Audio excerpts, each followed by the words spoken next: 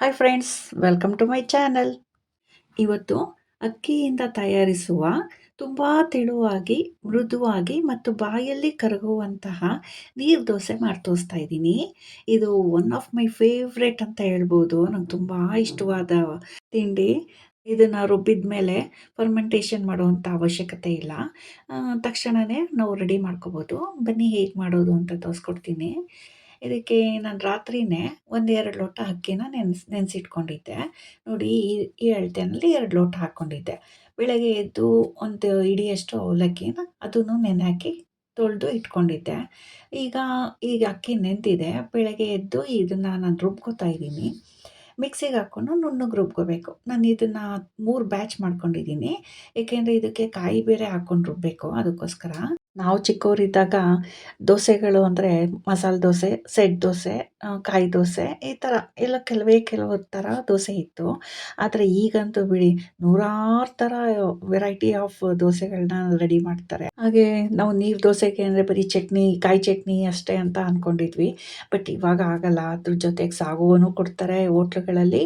ಹಾಗೆ ಈ ಸಿಹಿ ಅವಲಕ್ಕಿ ಮಾಡ್ತಾರೆ ಇದಕ್ಕೆ ನೆಂಚ್ಕೊಳ್ಳೋಕ್ಕೆ. ಅದು ತುಂಬ ಚೆನ್ನಾಗಿರುತ್ತೆ. ರಾಜೇಶ್ವರಿ ನಗರದಲ್ಲಿ ಬೈಟು ಕಾಫಿ ಅಂತ ಅಲ್ಲಿ ಯಾವಾಗಾದ್ರು ಹೋದರೆ ನೀರು ದೋಸೆ ತೊಗೋತೀವಿ. ಆವಾಗ ಇದ್ರ ಜೊತೆಗೆ ಅವರು ಸಿಹಿ ಅವಲಕ್ಕಿ ಕೊಡ್ತಾರೆ.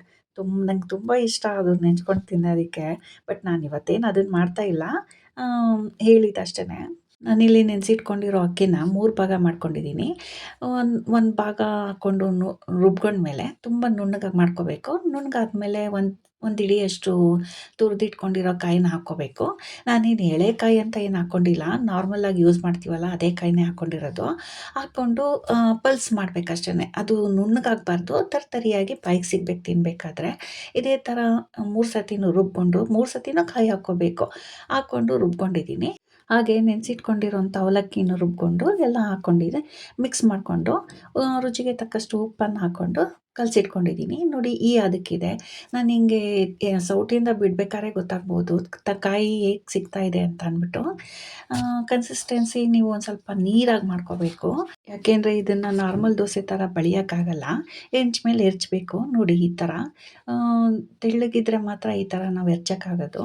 ಈಗ ಇದಕ್ಕೆ ಬಾಯಿ ಮುಚ್ಚಿ ನಾವು ಬೇಯಿಸ್ಬೇಕಾಗತ್ತೆ. ಇಲ್ಲಾಂದರೆ ಮೇಲ್ಗಡೆ ವೈಟ್ ಪ್ಯಾಚಸ್ ಥರ ಬಂದ್ಬಿಡುತ್ತೆ. ಒಂಥರ ದೋಸೆ ಬೆಂದೇ ಇಲ್ವೇನೋ ಅನ್ನೋ ಥರ ಇರುತ್ತೆ, ಹಿಟ್ಟಿಟ್ಟು ಥರ. ನಾವು ಮಡ್ಚಾಕಿ ಅದೇನು ಬೇಯಿಸೋ ಅಂಥ ಅವಶ್ಯಕತೆ ಇಲ್ಲ. ಇಮಿಡಿಯೇಟಾಗಿ ಸರ್ವ್ ಮಾಡ್ಬೋದು. ನೋಡಿ ರೆಡಿಯಾಗಿದೆ ದೋಸೆ. ಸರ್ವಿಂಗ್ ಪ್ಲೇಟ್ಗೆ ಹಾಕಿದ್ದೀನಿ. ನಮ್ಮ ಮನೇಲಿ ಟೊಮೊಟೊ ಪಲ್ಯ ಮತ್ತು ಚಟ್ನಿ ಎರಡೂ ಮಾಡಿದ್ದೀವಿ. ಚಟ್ನಿ ಮಧ್ಯಾಹ್ನ ಬಾಕ್ಸ್ಗೆ ತೊಗೊಂಡೋದ್ರೆ ಚೆನ್ನಾಗಿರಲ್ಲ ಅಂತ ಹೇಳ್ಬಿಟ್ಟು ಪಲ್ಯನೂ ಮಾಡಿದ್ದೀವಿ. ನಿಮಗೆ ಈ ವಿಡಿಯೋ ಇಷ್ಟ ಆದರೆ ನೀವು ಟ್ರೈ ಮಾಡಿ ಹೇಗಿತ್ತು ಅಂತ ನನಗೆ ತಿಳಿಸಿ. Thank you.